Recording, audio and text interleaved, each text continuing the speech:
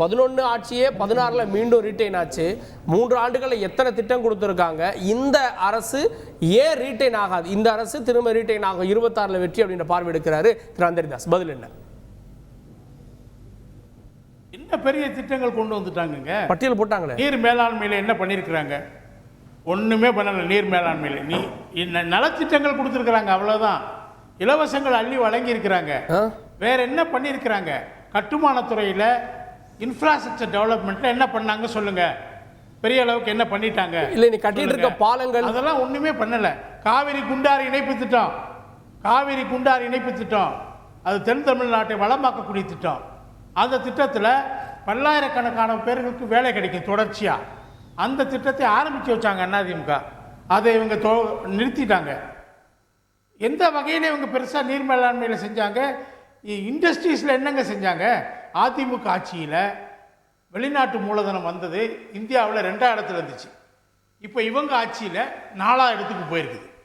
அதுவும் 4ஆவது இடத்துல கூட என்ன சொல்றாங்கன்னா, மற்ற 3 மாநிலங்கள் மிக முன்னேறி இருக்கின்றன. ரொம்ப ஃபார் டிஸ்டன்ட் 4th தான் இவங்க வந்திருக்கிறாங்க. இந்த தமிழ்நாட்டை ஹரியானா போன்ற சின்ன மாநிலங்கள், இமாச்சல பிரதேசம் நெருக்கி கொண்டிருக்கின்றன. அவங்க எந்த நேரத்தில் நம்மளோட மேலே போக வாய்ப்பு இருக்குது. அதனால சும்மா இந்த 7000 கோடி வரை வந்துட்டோம்னு சொல்றாங்க. ஆந்திர முதல்வர் போயிட்டு என்ன, தெலுங்கானா முதல்வர் போயிட்டு எவ்வளோ வாங்கிட்டு வந்தார்? அமெரிக்காவில் போய் அவர் 34,000 கோடி நிதி திரட்டிட்டு வந்தார். கர்நாடக முதல்வர் 28,000 கோடி நிதி திரட்டிட்டு வந்தார். நம்ம 7,000 கோடியை பெருசா பேசிட்டு இருக்கிறோம். அதுல பல நிறுவனங்கள் இங்க இருக்கு.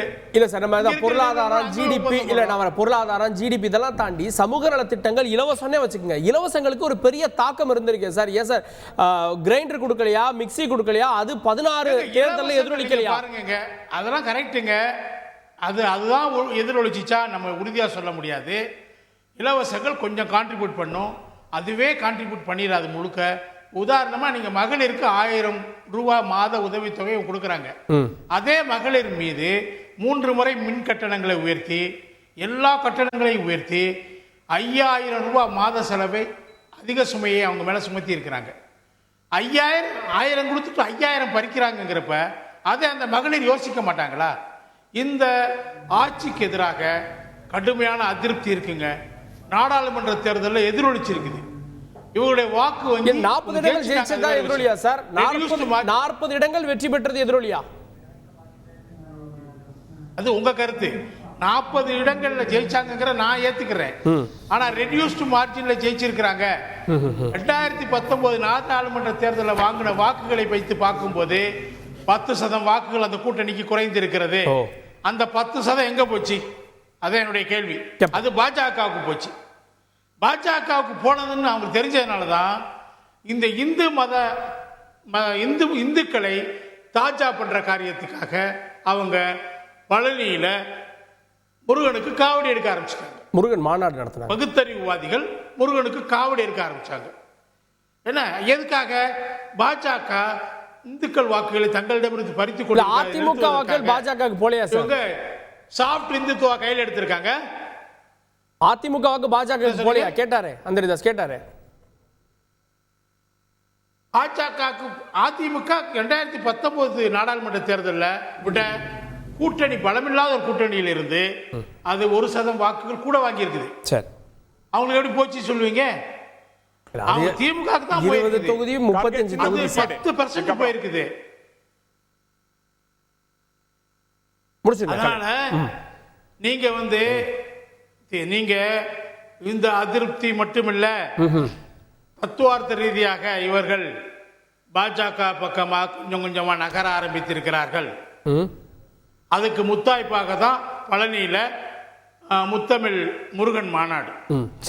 மட்டுமில்ல, அந்த கந்தகசி சவசத்தை கல்லூரிகள்ல கேள்வி குறுக்கீடு மட்டும் பள்ளிகள் குறுக்கீடுனா கேள்வி மட்டும் கேட்கட்டும். ஒரு நிமிஷம் நாகராஜ். நாகராஜ் இல்ல, எனக்கு இவர் நம்முடைய அந்தரிதாஸ் அவர்கள் பேசினப்ப சொன்னாங்க கல்வியில் தமிழ்நாடு சிறந்து இருக்கிறது அப்படின்னு சொல்லி சொன்னாங்க. 13 பல்கலைக்கழகங்கள்ல 5 பல்கலைக்கழகங்களுக்கு துணைவேந்தர் இல்ல தமிழ்நாட்டில்.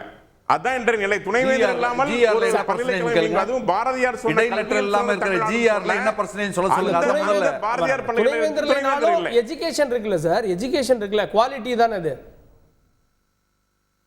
தனியாருடைய பங்களிப்பு தான் இன்னைக்கு எஜுகேஷனை தூக்கி நிறுத்தி இருக்கிறது. தமிழ்நாட்டுடைய பல்கலைக்கழகங்கள துணைவேந்தர் இல்லனா என்ன நீங்க சொல்லுவீங்க? சரி, ஓகே, அத துணைவேந்தர் இல்லாட்டி விவாதிப்போம். சார், கலை முடிச்சிருங்க. எங்க கல்வியில அதிமுக ஆட்சி வந்தபோது தேசிய சராசரி 18ஆக இருந்தது, உயர்கல்விக்கு போறவங்களுடைய சராசரி. அது திமுக ஆட்சியை அதிமுக கையில் 2011 கொடுத்தப்ப தமிழ்நாட்டில் 23% இருந்துச்சு. அதை 52% உயர்த்தியது யாருங்க? அதிமுக ஆட்சி தான். ஒரே ஆண்டுல 11 மருத்துவக் கல்லூரிகள் கொண்டு வந்தாங்க. எம்ஜிஆர் காலத்துல கல்லூரிகளுக்கு பெரிய அளவுக்கான ஆதரவு கொடுக்கப்பட்டது. தனியார் கல்லூரிகள் தான். அந்த கல்லூரிகள் தான் பெரிய அளவுக்கு மருத்துவ கல்லூரிகளை நடத்திட்டு இருக்காங்க, பொறியியல் கல்லூரி கல்வி பத்தின டிபேட்டா மாறிடும் நடத்திட்டு இருக்காங்க. ஓகே, அது ஒரு கூறு, அதை நம்ம விவாதிப்போம். நான் திரும்ப வரேன். நான் திரு கரூர் முரளி அவர்கள்ட்ட ஆட்சிக்கு எதிரான மனநிலை இல்லைன்னு சொல்லிட முடியுமா? அவர் சொல்றாரு 19 வாங்கின வாக்குகளே 24 கொஞ்சம் குறைஞ்சிருக்கு. திமுக 40 வெற்றி தான், ஆனா அது 24 போறப்போ இன்னும் குறையாதான்ற கேள்வி எழுப்புறார். 26 தேர்தல் திராவிட முன்னேற்ற கழகத்தினுடைய தலைவர், எங்கள் தலைவர் அவர்கள் 2026 திராவிட முன்னேற்ற கழகத்தினுடைய எண்ணிக்கை 200 சட்டமன்ற தொகுதிகளில் வெற்றி பெறும் என்று இலக்கு வைத்திருக்கிறார். இதை கேட்ட பிறகு பிஜேபி மற்றும் எதிர்க்கட்சிகள் எல்லாம் பார்த்தால் அவர்களுக்கு பதறுகிறார்கள், துடிக்கிறார்கள். ஏனென்றால் எங்கள் தலைவர் இலக்கு வைத்தால் அந்த இலக்கை எட்டி பிடிக்கக்கூடிய தலைவர் என்பதை அவர்கள் நன்றாக அறிந்தவர்கள். ஏனென்றால் சென்ற நாடாளுமன்ற தேர்தலில் எங்கள் தலைவர் சொன்னார், 40 தொகுதியிலும் திராவிட முன்னேற்ற கழகம் அதன் கூட்டணி கட்சிகளும் வெற்றி பெறும் என்று சொன்னார். அதே போல 40 இடங்களிலே நாங்கள் வெற்றி பெற்றிருக்கிறோம். இப்பொழுது எங்களுடைய இலக்கு என்னவென்று சொல்லி இருக்கிறார்.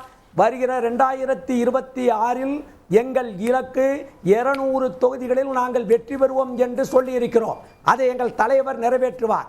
ஏனென்றால் மக்களுடைய செல்வாக்கு, ஏழை மக்களுடைய செல்வாக்கு உள்ள ஒரே அரசியல் தலைவர் எங்கள் தலைவர் தளபதி ஸ்டாலின் என்ற தலைவரை தவிர வேறு எந்த தலைவரும் தமிழ்நாட்டில் இல்லை. என்னுடைய அண்ணன் நாகராஜ் அவர்கள் பேசுகிறாரே, கல்வித்துறைகளை திமுக சாதித்திருக்கிறதா, முருக பக்தர்களுடைய மாநாட்டை நடத்துகிறார்களே என்று கலை பேசி இருக்கிறாரே, அவர்களுக்கு நான் அடக்கத்தோடு சொல்லுகிறேன். திராவிட முன்னேற்ற கழகம் ஆட்சிக்கு வருவதற்கு முன்பாக, திராவிட இயக்கம் ஆட்சிக்கு வருவதற்கு முன்பாக தமிழ்நாட்டில் எத்தனை கலை அறிவியல் கல்லூரிகள் இருந்தது, இப்பொழுது தமிழ்நாட்டில் எத்தனை கலை அறிவியல் கல்லூரி இருக்கிறது என்பதை கொஞ்சம் யோசித்து பார்க்க வேண்டும். காங்கிரஸ் ஆட்சி இருந்த பொழுது 109 கலை அறிவியல் கல்லூரி இருந்தது. ஆனால் திராவிட இயக்கங்கள் இந்த மண்ணிற்கு வந்த பிறகு இப்பொழுது 1200 கலை அறிவியல் கல்லூரி இருக்கிற ஒரே மாநிலம் நம்ம தமிழ்நாடு என்ற இடத்தை நாம் எட்டி பிடித்திருக்கிறோம். இன்னும் சொல்ல போக வேண்டுமானால் யாருக்கு இந்த நாட்டில் கல்வி கொடுக்கப்பட்டது குறியீடு டிபேட்டா நம்ம கொண்டு போக வேண்டாம். நான் கேட்கிறது ஓட் பர்சன்டேஜ் குறைஞ்சா சீட்டு குறையும்ல அப்படின்னு ஒரு பார்வை வைக்கிறாங்க.